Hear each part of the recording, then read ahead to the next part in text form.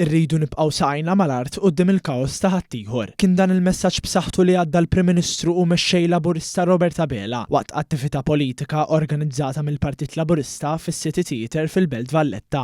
Naħdmu flimkien ħal nibqgħu nimbuttaw lil dan il-pajjiż il-qudiem. Tikber fuq il-ewwel wieħed issa. Ir-responsabbiltà tikber fuqna l-koll li naħdmu dejjem aktar maqudin flimkien. B'umiltà akbar. Hawnhekk Dr. Abela qal li l-ikbar aspirazzjoni tiegħu hi li ta' kuljum jaħdem għal kull wieħed u waħda minna. Dan anke fis-sfond tal-akbar tkabbir ekonomiku ta' pajjiżna li hu l-aqwa fl-Ewropa. Dan fl-isfond tal-elezzjoni interna nazzjonalista li fiha Alex Borg sar kap ieħor nazzjonalista li fiha deret qasma evidenti fil-partit. Però nibda b'awguri tiegħi l-ewwel nett lil Dr. Alex Borg, nawgura wkoll lil Dr. Adrian Delija ta' Dro illi ġab. Issa dak kellna żewġ kandidati li kienu t-tieni preferenza tal-partit kollu. Tal-partit tagħhom stess għax kulħadd jaf illi riedu lil ħaddieħor ma' 60% tat-tesserati tal-Partit Nazzjonalista. Jiġifieri ma' 6 minn kull 10 tesserati ma votawx lil Alex Borg.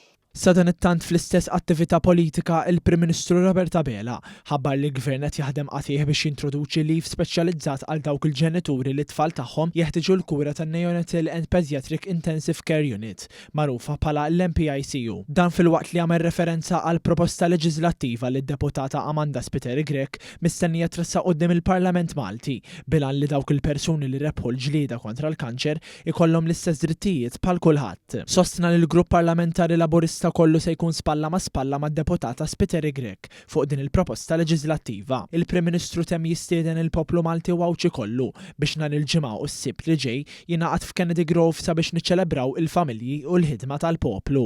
Ħerqan illi nerġgħu nkunu flimkien fil-ġranet li ġejjin sabiex inkomplu infakru il-ġid kbir li qed joħloq dan il-pajjiż għax aħna pajjiż maqut u nippjanaw ukoll flimkien dak illi se nwettqu għażmien li ġej. Kif se nagħmlu nhar il-ġimgħa u s-sibt flimkien fl-attivitajiet li se jorganizza l-Partit Laburista ġewwa Kennedy Grove.